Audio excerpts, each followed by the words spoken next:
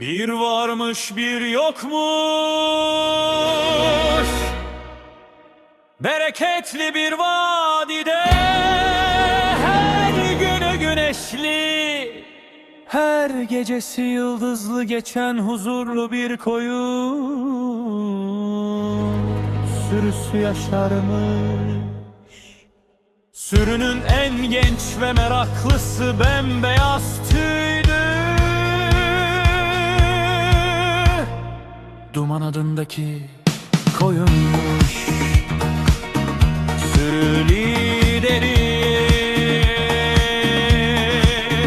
Karabaş sık sık onu vadi dışı tehlikelerle dolu, ormanda aç kurtlar var diye uyarırmış, ama bu yeni yerler görme hevesini bir türlü bastıramaz mı?